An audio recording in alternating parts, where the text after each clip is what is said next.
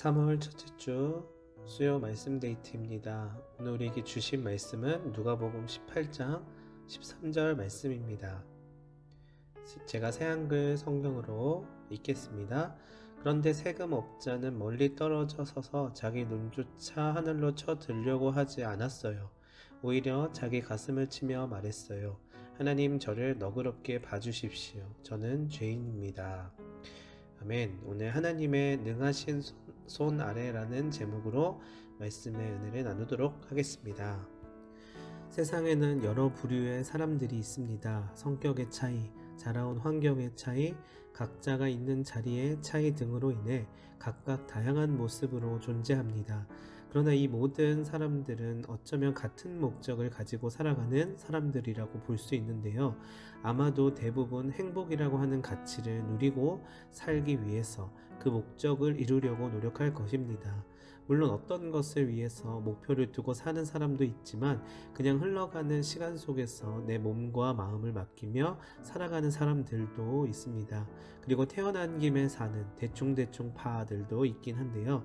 어쨌든 분명한 사실은 인생을 살아가는 모든 사람들이 불행보다는 좀 더 나은 행복을 꿈꾸며 살아간다는 것입니다. 그러나 행복이라고 하는 가치의 개념이 또다시 각자가 다르게 받아들이곤 합니다. 나이대에 따라서 달라지기도 하고요. 각자의 형편에 따라서 달라지기도 할 것입니다. 어쨌든 소위 돈 많은 백수가 되기를 바라는 현대인들의 우스운 단상들도 있지만 각자가 구슬땀을 흘리며 자신의 목표를 이루기 위해 길을 쓰고 애를 쓰는 모습들을 볼 수 있습니다. 그렇다면 이러한 행복을 추구하는 오늘날의 현대인이자 동시에 그리스도인인 우리들은 또한 어떤 행복을 추구하며 살아야 하는 것일까요? 혹 두 행복을 모두 이룰 수는 없는 것일까요? 아니면 만약 하나만 선택해야 한다면 어떤 행복을 선택해야만 할까요? 오늘날 어떤 사람은 돈을 많이 버는 것을 행복이라고 여길 것입니다. 어떤 사람들은 명예가 높아야만 비로소 행복하다고 생각할 것입니다. 또한 어떤 사람들은 인기가 많아야 진짜 행복이라고 여길 수 있을 것입니다. 그렇지 않으면 이 세 가지 모두가 반드시 있어야만 행복이라고 생각하는 사람들도 있겠지요. 어찌 되었든지 자기가 생각하는 그 행복이라는 것을 취하기 위해서 삶의 시간을 투자하며 살아갈 것입니다. 그렇다면 만약에 자신의 이러한 삶이 뜻대로 되지 않았을 때 어떤 모습과 마음이겠습니까? 아마도 깊은 고민에 빠지면서 어떻게든 이 행복을 이루어야 할 텐데 따라주지 않는 현실을 원망하고 투정 부리며 남들과 비교하기 일쑤일 것입니다. 그리고 자기가 그 기준에 미치지 못하면 불행하다고 여길 것이고요. 혹 부합하다고 여겨지면 자랑하고 과시하려고 할 것입니다. 오늘 우리가 읽은 본문 말씀에 보면은요, 철저하게 자신의 행복에 흠뻑 취해서 살아가는 한 부류의 사람이 나옵니다. 바로 바리새인인데요. 또한 자신의 부족함 때문에, 자신의 연약함 때문에 힘들어하고 괴로워하는 다른 부류의 사람이 나옵니다. 바로 세리, 우리 성경에서 읽었던 것처럼 세금업자인 세리가 나옵니다. 그런데 이 두 사람은 아주 큰 차이점을 가지고 있습니다. 뭐냐 하면 마음의 주인이 다르다는 점입니다. 바리새인은 자신의 마음에 자신의 자아를 중심으로 두고 있습니다. 그것이 자신을 멋지게 보이게 만들고 포장하게 합니다. 그렇기 때문에 그걸 몰라주는 세상에서 더욱 티를 내고 과장하여 비춰 보이게 합니다. 우리 주님은 그러나 마음의 중심을 보신다라고 성경에서는 거듭하여 이야기합니다. 사무엘상 16장 7절 말씀에 보면 이렇게 이야기하죠. 사람은 외모를 보거니와 나 여호와는 중심을 보느니라 하시더라. 왜 마음의 중심을 이야기하시는 것일까요? 왜냐하면 진짜 행복을 주고 싶어서입니다. 구원의 선물을 주기 위해서입니다. 그러려면 마음의 주인이 중요합니다. 하나님의 보호를 받고 선하신 인도함을 받으려면 한마디로 말해서 그분에게 우리의 자리를 내어드려야 한다는 것입니다.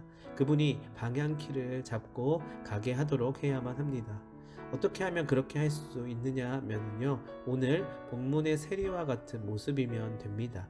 13절 이렇게 이야기하죠. 세리는 멀리 서서 감히 눈을 들어 하늘을 쳐다보지도 못하고 다만 가슴을 치며 이르되 하나님이여 불쌍히 여기소서 나는 죄인이로소이다 하였느니라. 네, 우리가 잘 알고 있는 개역개정 성경에서는 세리는 멀리 서서 가만히 눈을 들어 하늘을 쳐다보지도 못하였다고 말하고 있어요. 가슴을 치면서 나를 불쌍히 여겨 주시옵소서 나는 죄인입니다 라고 고백했대요. 무슨 말입니까? 하나님 앞에 자신의 존재 자체를 지금 내어드리고 있는 것이에요. 나는 내가 죄인임을 알고 있습니다. 이런 나를 긍휼히 여기시고 내 마음의 자리에 오셔서 나를 주의 길로 이끌어 주십시오 고백하는 것이지요. 근데 이게 능히 세상 가운데 승리하는 비결이라는 것이에요. 이기는 힘이라는 것이에요. 세상의 눈으로 볼 땐 무능해 보이지만 하나님의 눈으로 보면 이제 됐구나 라고 여겨주시는 것이에요. 진정한 복을 한없이 부어주심을 경험할 수 있게 됩니다. 그러나 밖에서 세상의 눈으로 볼 땐 하나도 멋있어 보이지 않아요. 오히려 초라하고 무능해 보일 것입니다. 요즘 SNS 세계를 보면은요, 모두가 자랑하느라 바빠요. 그것을 경쟁하듯이 합니다. 저마다 주변의 사람들에게 SNS를 통해 자신을 과장하여 뽐내고 인정받으려고 혈안이에요. 이 세계 안에서는 모두가 다 행복해 보입니다. 근데 그 내면의 마음의 주인을 들여다보면 오늘 본문의 바리새인과 같은 상태에 놓여 있다는 것이에요. 그러면은요, 이렇게 이야기하는 꼴이 됩니다. 11절에 보면 이렇게 이야기해요. 바리새인은 서서 따로 기도하여 이르되 하나님이여 나는 다른 사람들 곧 토색, 불의, 간음을 하는 자들과 같지 아니하고 이 세리와도 같지 아니함을 감사하나이다. 지금 무엇을 감사하고 있는 것이에요?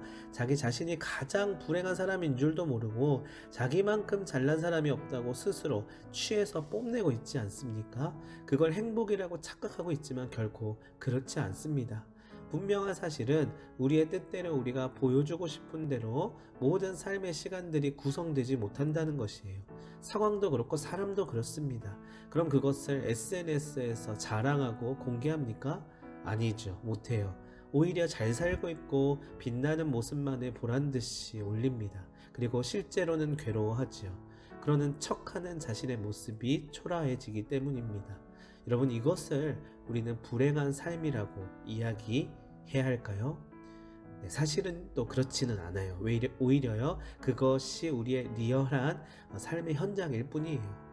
꼭 어떤 대명사처럼 행복한 삶이라고 보여줄 필요도 없이 우리 가운데 희노애락을 경험하는 실제 삶 그 자체를 의미합니다. 다만 다시 한번 말하지만 누구와 함께, 누구 안에, 누구 아래 있는지가 중요해요. 옷이 화려하고 번쩍번쩍이는 보석으로 치장해도요, 자신의 속은 썩고 냄새가 나고 있을지 모릅니다. 그러나 겉으로 보기에는 평범해 보이고, 아니 오히려 누추해 보여도 그 속은 평강과 여유가 있는 사람이 있습니다. 무엇보다도 우리 그리스도인들은 이 내면의 평강, 구원의 기쁨을 누리는 최강자라는 것이에요. 그 누구도 이것을 빼앗을 수가 없는 사람들입니다. 그렇지 못할 만한 상황이 지금 내 앞에 다가옵니까? 그리스도인들은 이러한 실체의 삶을 있는 그대로 받아들이며 그 안에서 하나님의 선하심과 인자하심, 사랑과 은혜를 경험합니다. 심지어 극심한 고난과 아픔을 맞닥뜨리면서 진정한 하나님의 뜻과 계획이 무엇인지 물으며 비록 어렵지만 그 길을 뚜벅뚜벅 걸어갑니다. 어떻게 이룰 수 있을까요? 오늘 본문의 세리처럼 나아가는 것이에요. 우리의 삶이 이렇게 가든 저렇게 가든 나름대로 하나님의 인도하심이 그 가운데 있으며 또한 메시지가 있고 비로소 뜻이 있음을 발견할 수 있게 됩니다. 세상에 끊임없이 제공하는 이것 없인 불행하다는 감정이 자신을 송두리째 잡아먹지 않게 하는 것입니다. 베드로전서 5장 8절에 보면 이렇게 이야기하죠. 근신하라 깨어라 너희 대적 마귀가 우는 사자같이 두루다니며 삼킬 자를 찾나니. 보면 원수가 계속해서 일하고 있대요. 그래서 우리 스스로 금방 불행한 삶으로 자신을 규정하고 끊임없이 남과 비교하면서 괴로워하게 만든다는 것입니다. 우리 하나님도 언제나 일하고 계시지만은요, 우리 대적 마귀도 가만히 두고 보지 않는다라고 이야기합니다. 여러분, 그렇다면 어디에 서시겠습니까? 누구의 지배를 받으시겠어요? 당연히 우리 하나님이시지요. 그러려면 반드시 회개와 죄의 고백을 거쳐야 하죠. 그 무기를 써야 해요. 그것을 통해 원수의 유혹을 이겨낼 수 있어야 합니다. 본문에서 바리새인은 감추려고 하고 세리는 오히려 고백하고 있는 모습이 보여요. 야고보서 5장 16절에 보면 초대교회 때 하나님의 능력이 많이 나타났다고 해요. 왜 그랬는지 아십니까? 서로 감추지 않고 자신의 연약함을 드러내면서 서로 고백하는 공동체였기 때문입니다. 베드로전서 5장 10절 말씀을 보았습니다. 모든 은혜의 하나님 곧 그리스도 안에서 너희를 부르사 자기의 영원한 영광에 들어가게 하시니가 잠깐 고난을 당한 너희를 친히 온전하게 하시며 굳건하게 하시며 강하게 하시며 털을 견고하게 하시리라. 아멘. 어마어마한 영광이 기다리고 있음을 깨닫고 믿고 나아갈 수 있는 이유는 주님과의 깊은 관계에서부터 오는 신뢰가 있기 때문이에요. 이것을 가능케 하는 방법은 주님과 나와의 사이를 가로막는 죄의 견고한 벽을 부수는 것입니다. 그것이 회개 또는 회심입니다. 주님을 만나게 하는 통로가 되지요. 여러분, 오늘 말씀의 제목처럼 하나님의 능하신 손 아래 거하고 싶으시나요? 그러면 세상이 보기에 별 볼 일 없어 보일 수도 있습니다. 반짝이거나 화려하지 않을 수도 있어요. 눈에 띄고 주목을 받고 칭찬을 받지 못할 수도 있습니다. 세상이 말하는 행복이 보장되지 않을 수도 있습니다. 그래도 하나님의 손에 내 삶을 맡겨드릴 수 있으시겠습니까? 비록 내세울 것 없고 아무런 공로도 없으며 자랑은커녕 부끄럽기만 한 나 자신이지만 그럼에도 불구하고 주님 손을 붙들며 이런 나를 불쌍히 여겨달라고 고백하며 내 삶을 온전히 드리시겠습니까? 여러분, 이런 자들에게 우리 주님은 때에 따라서 선물처럼 그분의 은혜를 부어주신다고 약속합니다. 하나님의 자녀로서 필요에 따라 분량에 따라 하나님의 선하신 뜻 안에서 주어질 줄로 믿습니다. 저는 비록 짧은 인생을 살았지만 이 마음을 잃지 않으려 발버둥 치면서 붙잡으면서 살아갑니다. 자꾸만 유혹이 다가오고 잘못 살아왔다는 생각이 들고 속고 살아왔다는 마음이 들 때 자꾸만 이 허무맹랑한 신앙의 길을 또 걸어가는 것 자체에 회의감이 들 때마다 이 연약함 불쌍히 여겨달라고 주님 앞에 가지고 갑니다. 그리고 기도해주는 이들에게 고백하며 나눕니다. 기도해달라고요.